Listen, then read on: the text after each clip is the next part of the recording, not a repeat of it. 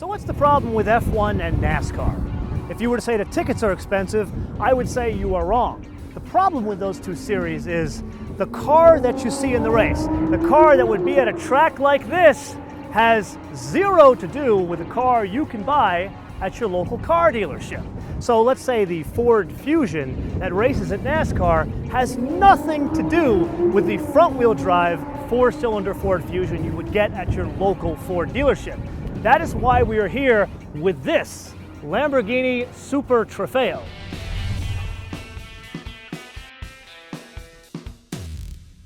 Ferruccio was not the guy who said, I'm going to build the fastest race car. He said, I want to build the best, the fastest, and with the highest standards of that time, a street legal super sports car. So his main focus was coming from the street legal cars and not from the racing.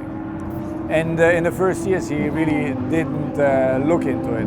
And then we had ups and downs. We had other one-make race series. We had some engagement in Formula One. For the time being, we have 5 years down the road that we are doing the Super Trofeo, so a one-make race series in Europe. It's the second year we are doing a one-make race series in Asia. And for the first time, we are doing it here in North America. And last but not least, the GT3. The GT3, which is the top, let's say, involvement for Lamborghini, which we were already in the last years, but we are engaging more as a company than in the past. And this will lead for the US next year also in a commitment for the Grand Am, which is a bit the GT3 of how we know it in the rest of the world. So for us, this is the highest commitment ever. So this is based on the Gallardo, the 570-4. So it's the all-wheel drive car, 10-cylinder, 570 horsepower. But there are a significant amount of changes. And one of the changes, and this is probably the most obvious, the interior. There is no interior. Like my Targa Rally car, there is a full roll cage. There is no sound deadening equipment. There's basically metal in there. Then in addition to the metal, which is aluminum by the way, there is a carbon fiber console which adds a little bit of strength and lowers the weight. But one thing I noticed, it still has a suede dashboard. Outside, it isn't real glass, it's plexiglass like most race cars. Another really interesting thing about this car, and this is kind of more for homologation, the gas tank is not a gas tank, and it's actually not a fuel cell, it's a rubber gas tank. Now a Lamborghini obviously is rather aerodynamic, but the point of a race car is you've got to push the car down. So there's a couple of really interesting ways to do that.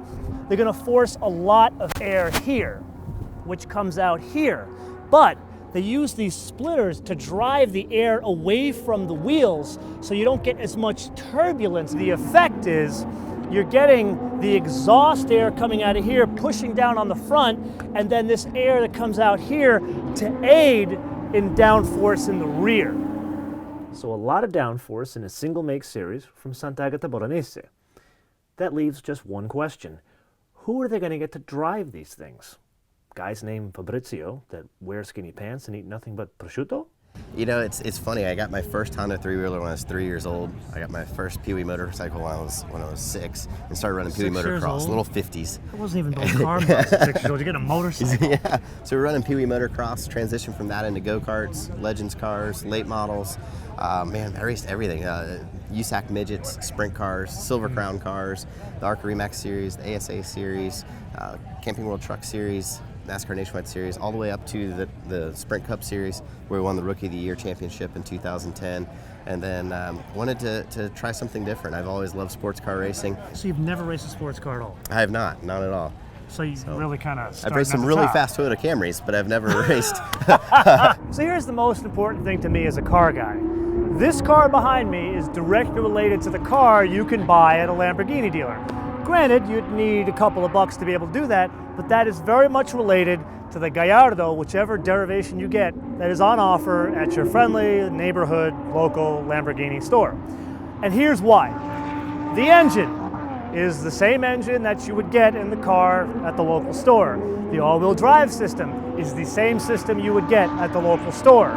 The general shape, obviously, is very much the same. Then there are some changes that they tweak, and this is where I gotta give Lamborghini a lot of credit. They could have made this thing 650 horsepower, 700 horsepower, 800 horsepower, and make it somewhat unreliable, but really that is 570 horsepower, and I give a lot of credit to Lamborghini for exercising that kind of restraint. Now, I would love to be able to describe how they got to this kind of power. At least the delivery of power is different, but really that's above my pay grade, so I've brought someone in that has a little bit more experience in tuning cars than I do to give you an explanation. We talk about our V10 5.2 liter that we install in our Super Trofeo race car. It's an engine that is totally derived from the engine that we have in production in a normal Gallardo. But in this car, in order to increase the power and the responsiveness of the engine, we have made two main activities. One is in order to decrease the back pressure of the exhaust system, like you can see here in the rear, and this allowed the engine to be able to respond really faster and to achieve also some more horsepower. And the same we have made in the intake manifold system of the car, where we have reduced the drop pressure of the intaking. It's clear that for this car we have a special engine management system that allowed the car to be faster in all the transition between low speed and high speed and vice versa. And based on this, we are able to achieve the 570 horsepower. What's the horsepower of a NASCAR? In the NASCAR Sprint Cup Series, you're about 880, 850 horsepower. In the NASCAR Nationwide Series, you're about 670 to 700 horsepower So, on a 10-inch tire. That's crazy. So going up to 570 is a jump for most people. You're going down. What's the difference? It's an all-wheel drive car, so you're able to utilize all 570 horsepower to get that power to the ground and get the car moving forward. In the NASCAR stock cars, you really have to modulate the throttle to get that power down. You don't really have enough tire to use all that horsepower, so the driver has to be very careful of how much throttle he applies, not to spin the car out or not to actually spin the tires off the corner. So the Lamborghinis actually feel like, for me, that they're almost just as fast as 800 some horsepower, because you're able to use all that 570 horsepower. In the Super Trofeo car, we have a lot of downforce, whereas on the stock car side, we have very, very little downforce. So all of those things kind of come into play to balance it out a little bit. They're totally different worlds, but there are some things that still apply. Basic racecraft still applies. So those of you that follow me on Twitter, you know that I'm a major aviation geek.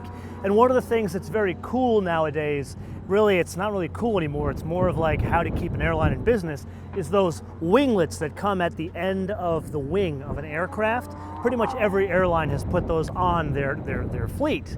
Well, kind of the same thing here, but again, I love to be able to say that I have the intelligence to explain this to you, but once again, I brought in the same expert in the field.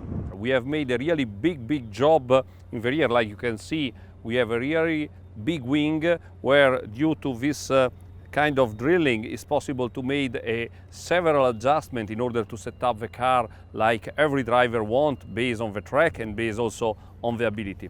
On the external side of the car, you see this kind of flange that have the function to be able to clean as much as possible the surface, and to guarantee that we are able to achieve the maximum pressure based on the entire length of the wing. This is the main job made in the top of the car, but exactly the same we made also in the lower part. Here you see these parts with this rear diffuser that have a function to clean all the turbulence in the rear wing of the car and to extract the air as clean as possible from the rear of the car. And also using these two big diffusers in the car, we are able to extract air and to generate a drop pressure in this area that gluing the car to the asphalt. And based on this, we achieve aerodynamic increasing of efficiency compared to the standard car of 250% compared to the normal Gallardo Street. Where do we go from here? We have the launch of the follow of the Gallardo next year, which is let's say the biggest event in 2014. Okay, I'll look forward to talking to you then. Stephan, vielen Dank. Bitte. Okay, so here's the script. For a new MotoMan film every week, click subscribe. And to get a sneak peek of what's coming up on the show, follow us on Facebook, Twitter, or Instagram, MotoManTV, all one word.